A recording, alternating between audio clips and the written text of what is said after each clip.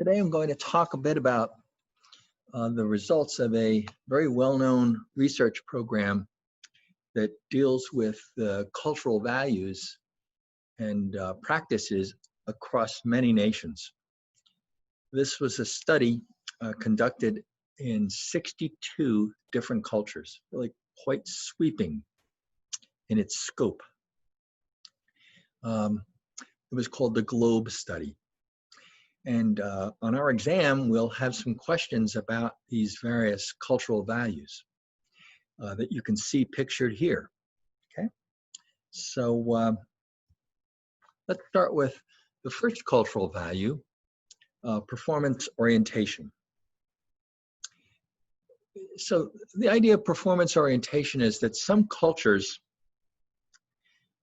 really emphasize and encourage and reward performance excellence and performance improvement.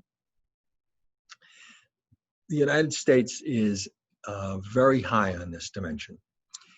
And you might expect that all cultures are like that, but it's less the case in some cultures. This kind of gets to a key idea of culture that's important to remember as a manager, that the key aspects of our own culture, our own cultures, are often invisible to us. It's like we don't even think about them until we bump into another culture that's different. People often describe culture as like a fish swimming in water. The fish isn't focused on the water. You're just in the water. You're surrounded by the water. We're surrounded by our culture. So the United States has a very strong performance orientation. But again, as you can see, not all cultures have such an orientation. Our next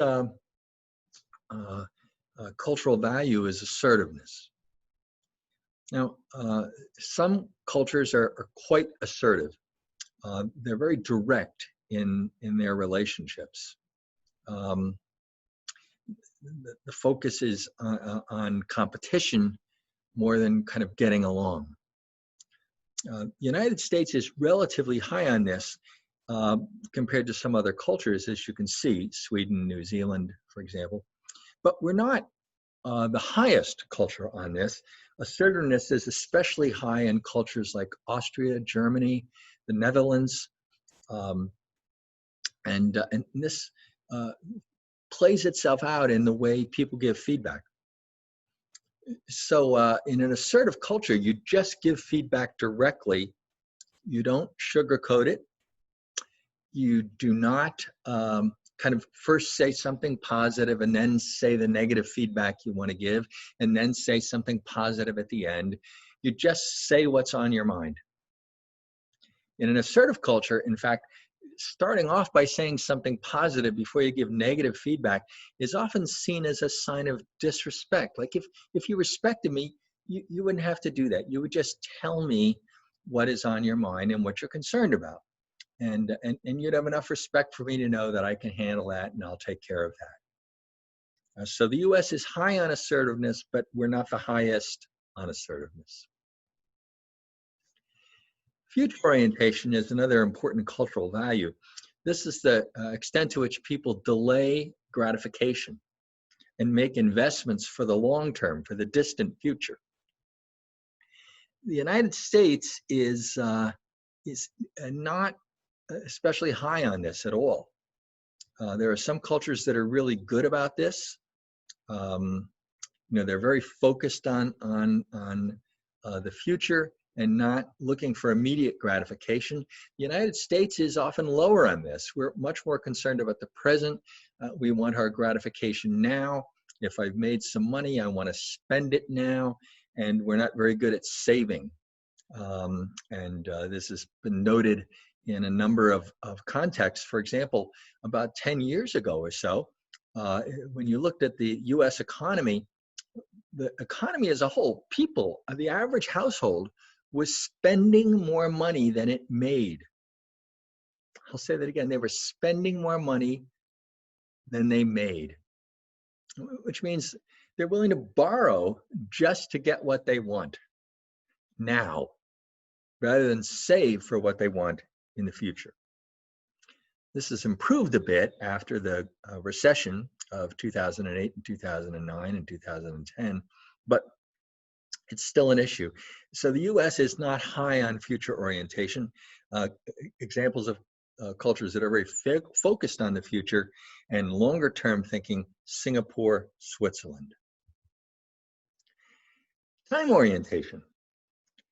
Some cultures perceive time as a very scarce resource. They are impatient and they are urgent. Everything is urgent. It has to happen now. Others are much more casual about time, much more relaxed about time, much more patient. Not surprisingly, the US is on the urgent side of that. We tend to want things to happen fairly quickly. Now, it's important to note, of course, that there are regional differences in the United States about this. I'll talk a bit about regional differences later. The Northeast, for example, where we are, is famously urgent. Move quick, walk fast, talk fast. The South in the US, much less so. Hawaii, much more laid back. But some cultures are very casual about time. And you know, if you have an appointment at 2 o'clock in the afternoon, it really doesn't mean 2 o'clock in the afternoon. It means at some point in the afternoon, we'll get together, we'll talk. It's no big rush. Don't worry about it. A humane orientation refers to the extent to which a culture really rewards caring and fairness and helpfulness and altruism. Now, many cultures do this to some extent, of course. I'm not arguing that there are cultures that never do this, that they don't care at all about fairness and altruism and helpfulness and caring for others, but some value it and reward it at much higher levels. You can see that the US is neither high nor low on this. Collectivism, in-group collectivism. This is the extent to which people are really proud of and loyal to and feel very attached to their own organizations and their own families, to their own groups. The US is not especially high in this context. We're quite low on it, in fact. The US has a much more kind of individualistic style of things. And that's true in much, but not all of Western Europe as well. But we're really focused on the individual here in the US. It's about individual liberty and the individual's freedom to do what he or she wants to do, no matter what. But in countries that are high in in-group collectivism, there's this attachment and pride and loyalty to your family, to your organization. You're part of that. It's part of your identity. If something goes wrong with that, it really damages you. It's very, very important. We see this in many, many Asian societies, especially East Asian societies. Japan being a prototypical example of that. But we also see it in other parts of the world. We see it in some parts of Africa. We see it in some parts of Europe, like Russia, etc. So the group is more important than the individual. And enormous pride in the team, family, or organization or subgroup to which you belong. Gender egalitarianism. This is the extent to which the culture minimizes gender inequality. So gender inequality is quite high in some cultures, but it's lower in other cultures. So gender egalitarianism, this sense of fairness, egalitarianism, regardless of gender, tends to be highest in European countries, Canada, and the United States. I am not for a second arguing that there is no gender inequality and that women do not continue to suffer problems, even in the United States. I'm not arguing that at all. We've talked about that earlier in the course. But there are countries that are much, much, much less focused on gender egalitarianism, where differences between men and women are very pronounced. You probably know, for example, that in Saudi Arabia, women were just granted the legal right to drive a car. It's an astounding thing, just granted that right. talk about a society with very, very different views about gender. Another important one for us is power distance, especially important for managers to be aware of. I'll talk about this again later, but some cultures really expect that power will be distributed unequally. Some people have more status than other people, and that's okay. That's fine. There are higher classes and lower classes. And the class you're in, you're likely to stay in. And the class you're not in, you're not likely to be able to get to that class. So we see pronounced class differences in a number of cultures. Some examples of those cultures, again, are here: Thailand, Brazil, France, and Japan. But there are many others as well. The United States is relatively low on power distance. That is, we might respect the fact that somebody is our manager in the workplace, but we don't think that that person is inherently better than we are, that they're really from a different class than we are. We don't like that. Our view is that there's no real big difference between us, except that the manager is the manager, maybe because the manager has more experience or has developed more skill or knowledge over time, whatever it might be. But they don't really have a different class than we are. So we don't like it when power is distributed unequally. That said, of course, power is often distributed unequally in our culture, but it's not something we like a lot. Some cultures are notably low on power distance. Really good examples of those are often Scandinavian countries: Denmark, Sweden, Norway, in the Netherlands, etc. Uncertainty avoidance, get that the idea that some cultures are very uncomfortable with uncertainty, very uncomfortable with it. And so they go out of their way to avoid it. They have very kind of rules, procedures, habits, norms in the society that everybody follows those, because that lessens the unpredictability of situations. We focus on wanting things to be orderly and consistent, and we follow these norms and these rules and these procedures. The United States is kind of in the middle ground here. Some cultures are very high on avoiding uncertainty, but other cultures are very relaxed about and very comfortable with uncertainty. Work orientation. Well, this is the number of hours that people expect to invest at work versus time they expect to invest at home or in leisure. The United States is generally regarded as one of the, if not the highest culture in work orientation. We spend an enormous amount of time at work. Finding people who work a full-time job and literally only work 40 hours a week, that's very uncommon these days. It's really quite uncommon.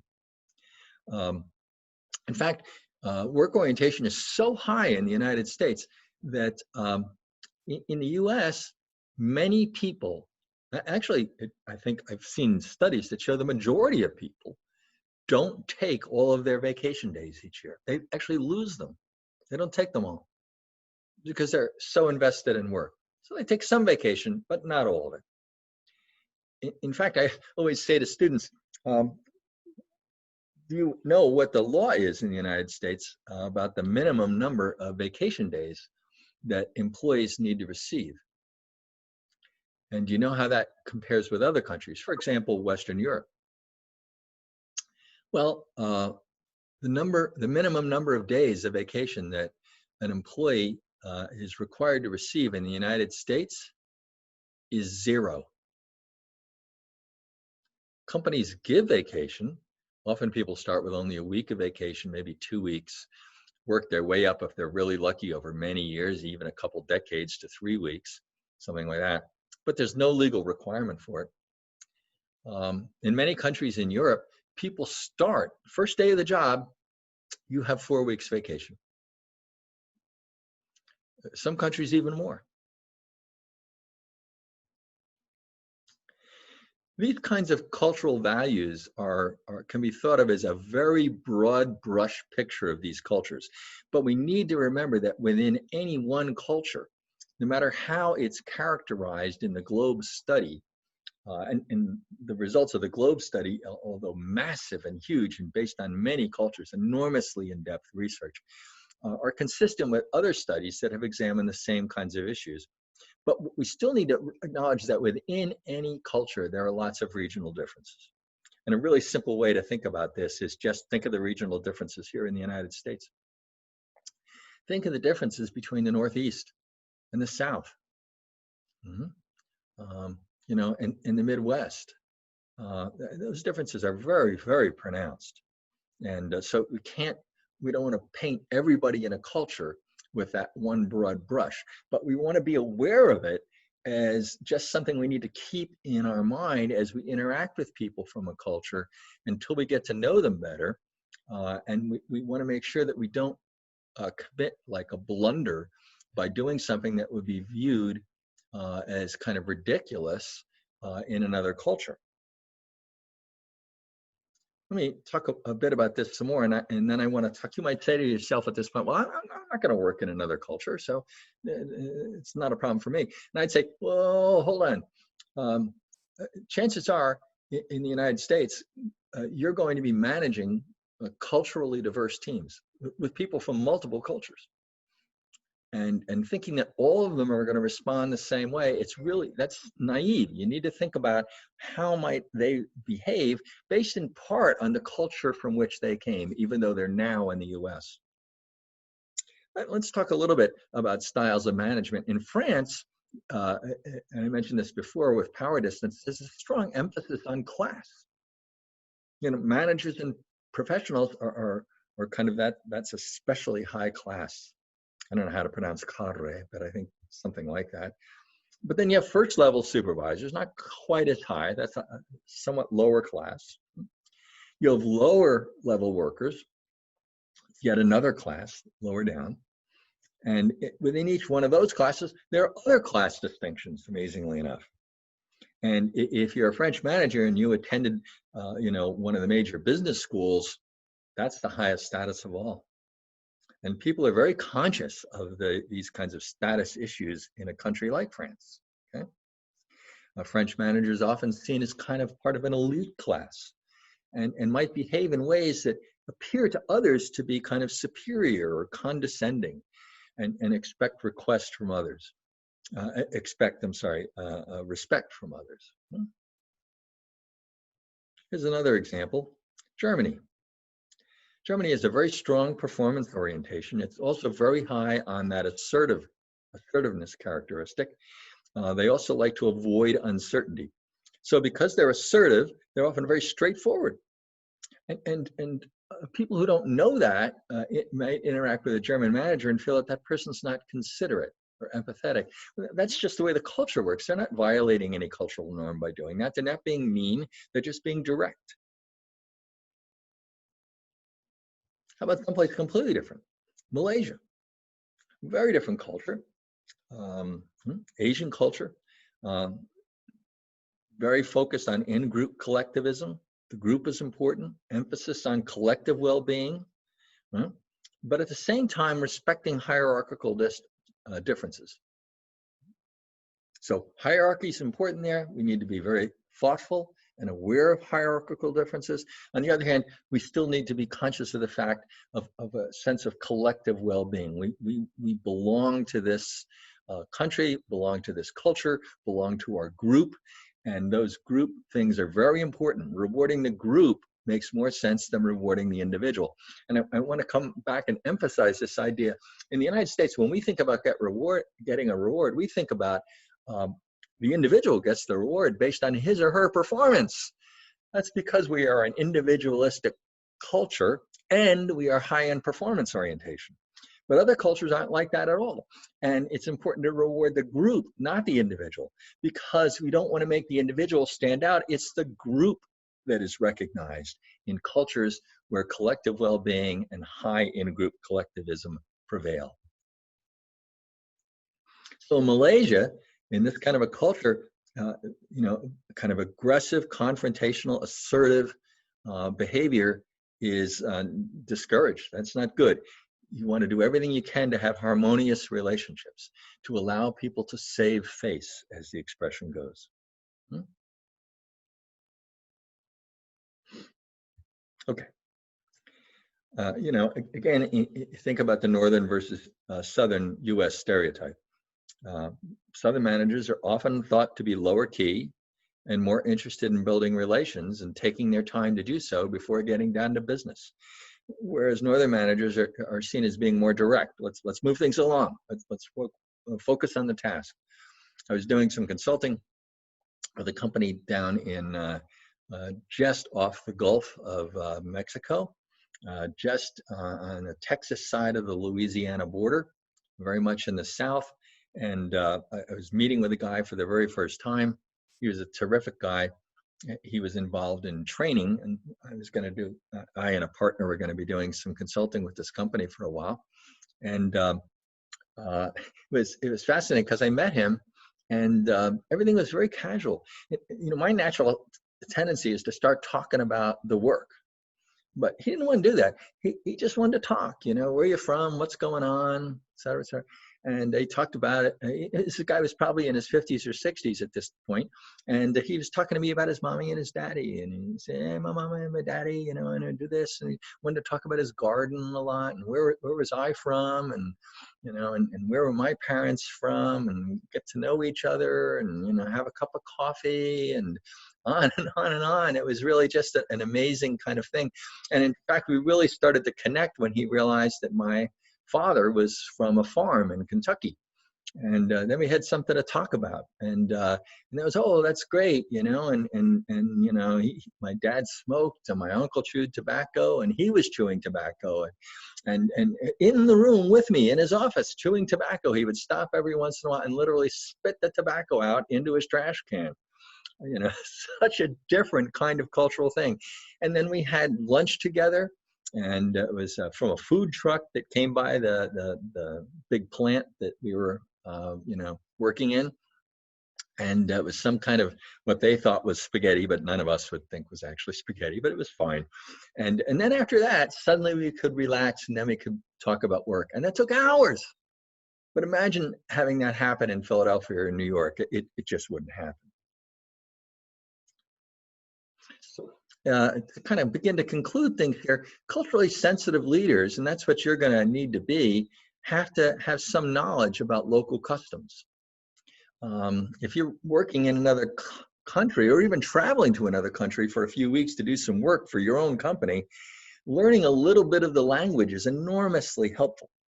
Even if you're not good at the language, just knowing a little bit, showing that you're trying is huge. I know when I went to France about 5 or 6 years ago, I had tried to learn a little bit of French. And I wasn't very successful, but I tried, and I did learn a bunch of words and simple phrases. I don't remember most of them now, but I did then. And I found when I would go into a store in Paris and I would look around and ask for something, and I would just say a couple of words in French, that people were very friendly to me. They recognized right away that I was an American who really couldn't speak French, but I was trying to speak French. And you know what they would do generally? They would start speaking to me in English. And because now everything is good, because you respected us, you tried. Huh? So this ability of being flexible with different employees, not using the same style with different employees, using a different style with employees from different cultures. So important. So this is a nice distinction, I always think. There are multilingual people and there are multicultural people. A multilingual salesperson can speak about the benefits of a product in a second language because they're multilingual. But a multicultural salesperson goes further. They can motivate the person in the other culture to buy because they understand the nuances of the culture. And that becomes really a pivotal skill.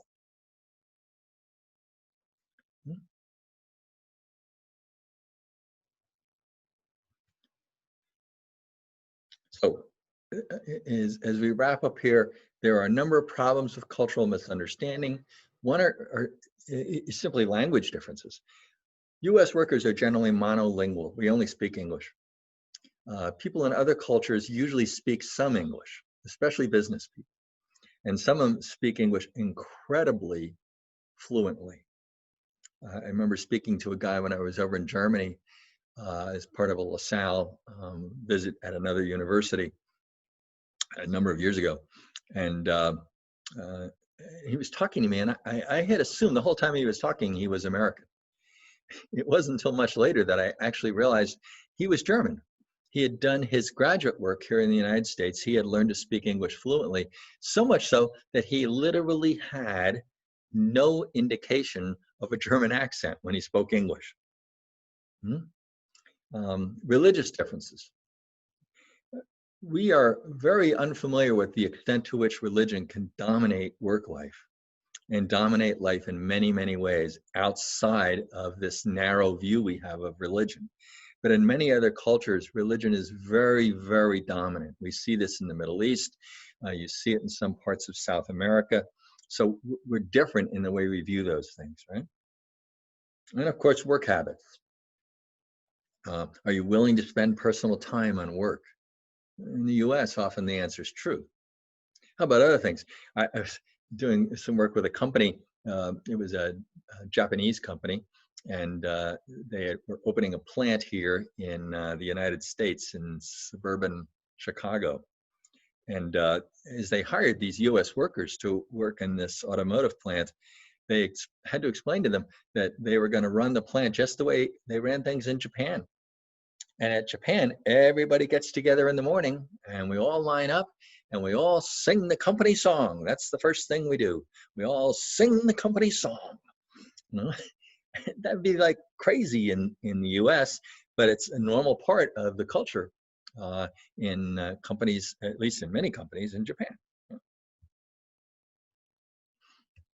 Again, women's roles are a big thing. Women do not have the independence or access to education or higher level jobs in other cultures that they have in the US and Western Europe. And differences in appearance and behavior. You know, how you dress.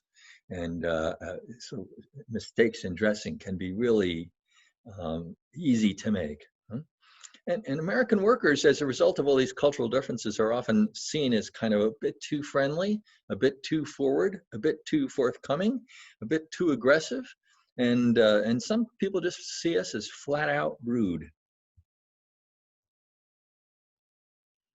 And again, you can think of all the faux pas mistakes you can make. Let's take two kind of simple examples. You know, you're in India on business, and you know, you give a beautiful, finely tooled leather belt and a briefcase as a gift. Yeah, except that they're made out of leather, and steers have religious significance in India, and now you've offended your Hindu colleague. You know, in some parts of the world, white, not black, is the color of mourning. So wearing white can be inappropriate in some parts of Asia. As a general rule, if you're operating in another culture, you know, take the most basic approach. Dark navy blue, dark gray, well-made business suit, conservative accessories, ties, simple jewelry. Best way to go without offending somebody.